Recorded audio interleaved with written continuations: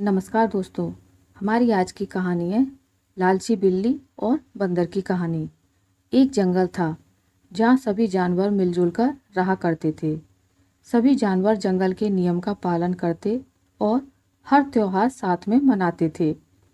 उन्हीं जानवरों में चीनी और मिनी नाम की दो बिल्लियाँ भी थीं। वे दोनों बहुत अच्छी सहेलियाँ थीं और एक दूसरे का साथ कभी नहीं छोड़ती थीं।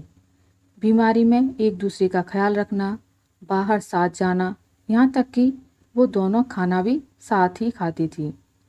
जंगल में रहने वाले सभी जानवर उनकी दोस्ती की तारीफ किया करते थे।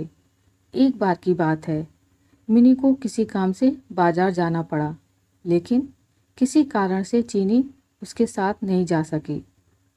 चीनी का अकेले मन नहीं लग रहा था, तो उसने सोचा कि क्यों ना वो भी बाजार घूमकर आए। रास्ते में चलते हुए उसे एक रोटी का टुकड़ा मिला। उसके मन में अकेले रोटी खाने का लालच आ गया और वो उसे लेकर घर आ गई। जैसे ही वह रोटी के टुकड़े को खाने वाली थी, तभी अचानक मिनी आ गई। मिनी ने उसके हाथ में रोटी देखी तो उससे पूछने लगी कि चीनी, हम तो सब कुछ बांट कर खाते हैं और तुम तो मेरे साथ ही खाना खाती थी।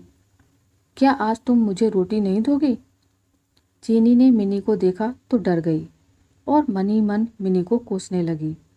इस पर चीनी ने हड़बड़ाहट में कहा कि अरे नहीं बहन, मैं तो रोटी को आधा आधा कर रही थी ताकि हम दोनों को बराबर रोटी मिल सके। मिनी सब समझ गई थी और उसके मन में भी लालच आ गया था, लेकिन कुछ बोली नहीं।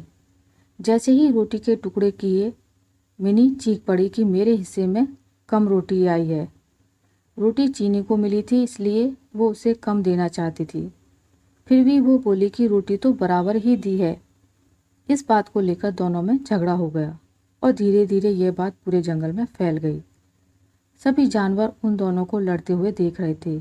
उसी समय वहाँ एक बंदर आया और उसने कहा कि मैं दोनों के बीच में बराबर रोटी बांट दूंगा। सभी जानवर बंदर की हाँ में हाँ मिलाने लगे। ना चाहते हुए भी दोनों ने बंदर को रोटी दे दी। बंदर कहीं से तराजू लेकर आया और दोनों ओर रोटी के टुकड़े रख दिए। जिस तरफ वजन ज़्यादा होता वो उस तरफ की थोड़ी सी रोटी यह बोलकर खा लेता कि इस रोटी को दूसरी तरफ की रखी रोटी के वजन के बराबर कर रहा हूँ।